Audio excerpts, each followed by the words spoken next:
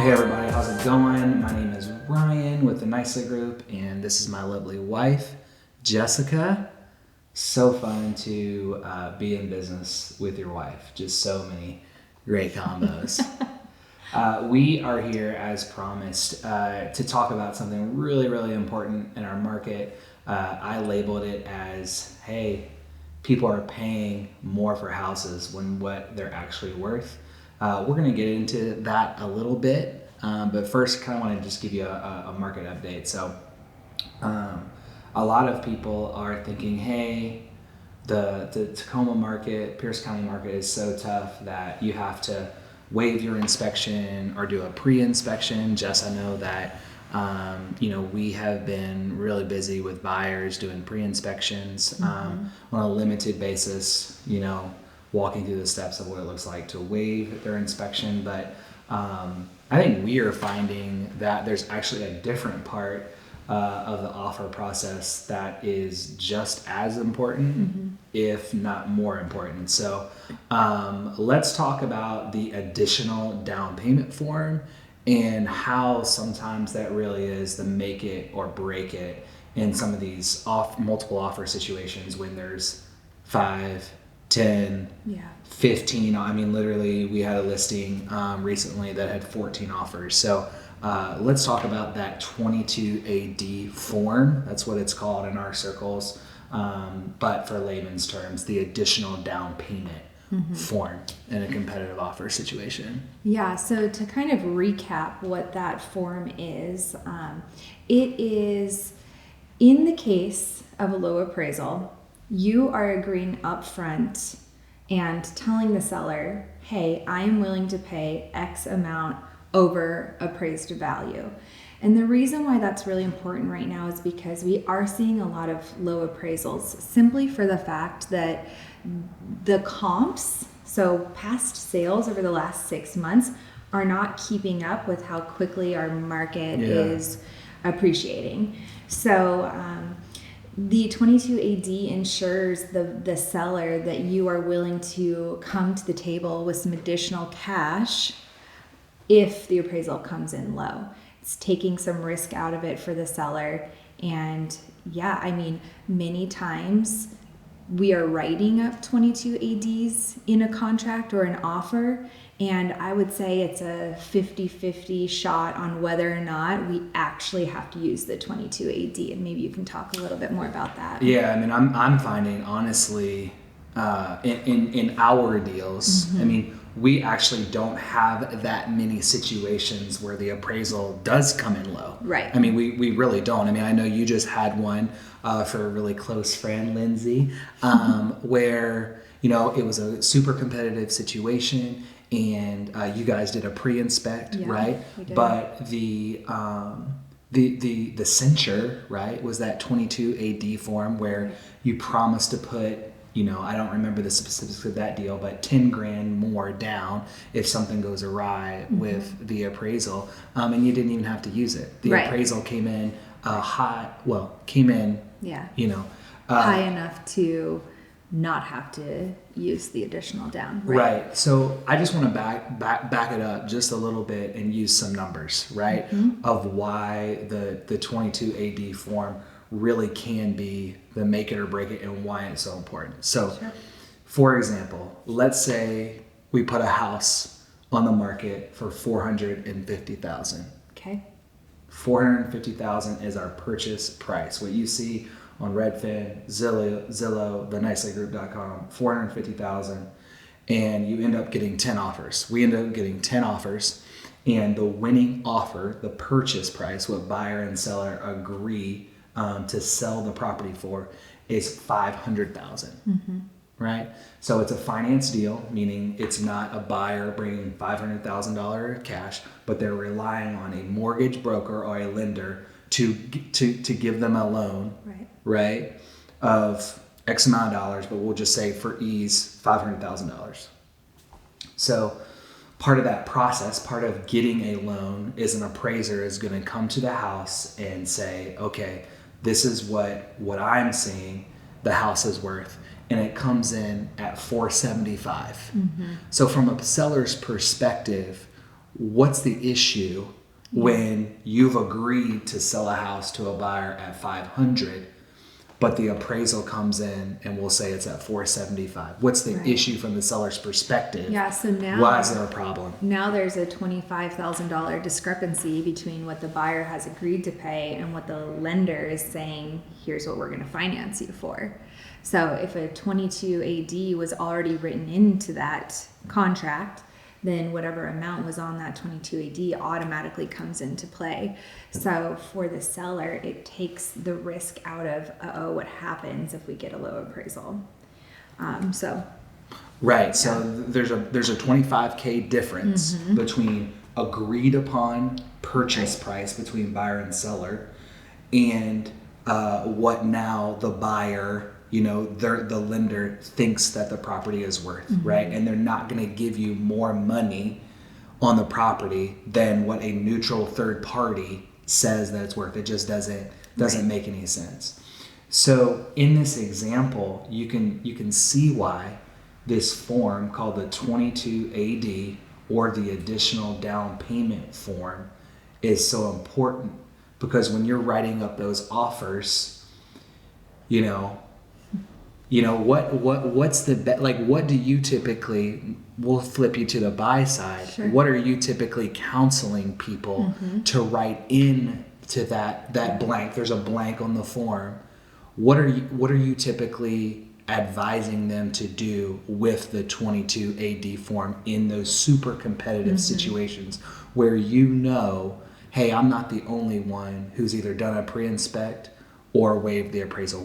How are you counseling your buyers when that situation comes up, when there's a lot of offers? Yeah, so firstly, I would say on the buy side, I'm counseling all of my buyers to put this in the contract in competitive situations. And I would say 90% of offers that get accepted will have a 22 AD in it. Yeah.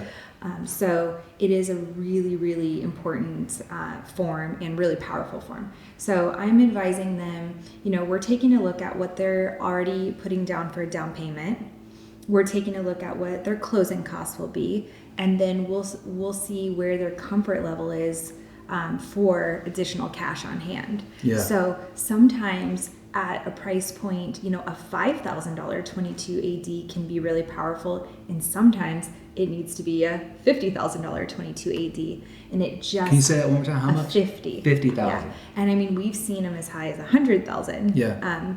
So it really depends on the scenario, the house, where you're at financially, the competitive nature of the offers. So there's a lot that goes into it, but just knowing what a 22 AD is and then having that conversation with your real estate agent is really powerful, and it's going to put you in a good position to win an offer as a buyer. Okay, so here's the most common question we get, right? And you probably already know what it is when you're sitting down with buyers, talking to them about crafting this offer, putting it together. You're up against 12 other people, and they say to you, Jessica, why would I pay more for this house than what it's worth? Why would I do that? It just doesn't make any financial sense. What's your answer to that question? Because it is a fair question. It is a fair question, but we are also relying very heavily on the appraiser to determine your value, which in all reality, the fact that there's 12 offers on a house and you're willing to go this high, and most likely 12 other people are, that's really the market value of the home. So as I said before, the appraiser is looking at the past 6 months of sales, not really where we're currently at or like where it's headed. Yeah. So yes, you may end up paying more in cash as your down payment than what it appraises at. But as fast as our market is appreciating right now, you're really getting that back pretty quickly. Yeah, and it's a fair question. I really do think it's a fair question, but there's a difference between appraised value of your home and market value of your home. So the idea of hey, what's this house worth? I think we all know that this house it's worth what somebody is willing to pay for it. Yep.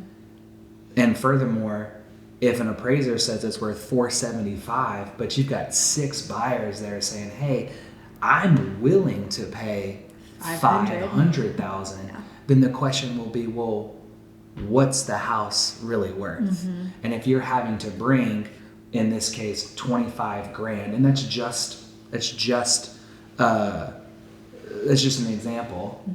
If you're having to bring in extra cash to close the deal, then yeah, it's really unfortunate. Yeah. It's really unfortunate, and it's honestly something, these low appraisals that we do see, but they happen less than, I think most people would assume. Yeah. I mean, we have had low appraisals, Yeah. for sure, A handful. but it's not like, hey, this happens a lot. Yeah. I mean, I think appraisers are actually doing a pretty decent job Right. of saying, hey, this market, especially in Pierce County, is Right. appreciating literally at 1.5% a month. Yeah. Total in 2020 was 18%. That breaks down to 1.5% of appreciation a month. Yeah. Wow. So let me ask you this question. Let's go back to our scenario of, hey, buyer and seller have agreed to 500.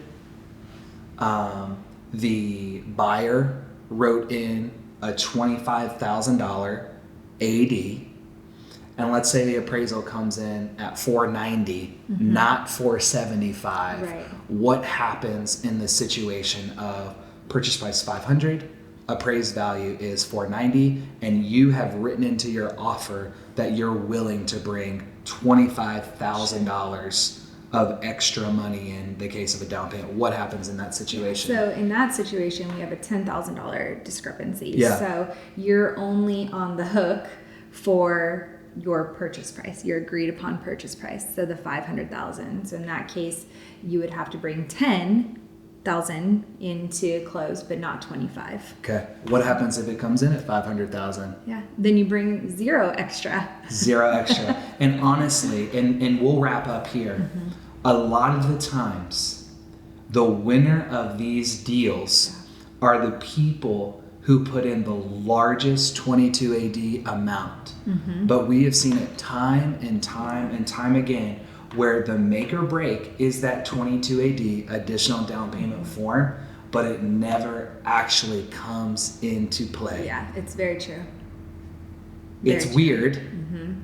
And you definitely have to combine this 22 AD form with a pre-inspect or a waive inspection on some of these really hyper competitive deals. But more often than not, that 22 AD form is the make it or break it. Yeah. So we'll close there. This is really, really important to understand in a hyper competitive situation, that the pre-inspect, the waiving inspection, clearing the hurdles of the inspection is really important to the seller. But also they want to talk about what happens in the event that the appraisal comes in low. And so often, more than not, and we've seen this pattern go over and over again, the winner of the deal is the person who can put the most amount down on the 22 AD form, and then it never comes into play. Yeah. That's a secret that, it's true.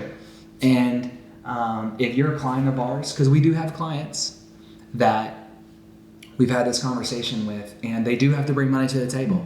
It happens. We're not saying that happens. They get out.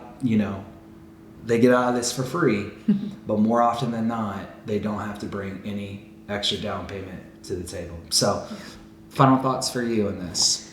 Yeah, I mean, it's a powerful tool. It's really important to understand as a buyer and a seller what it means. So have this conversation.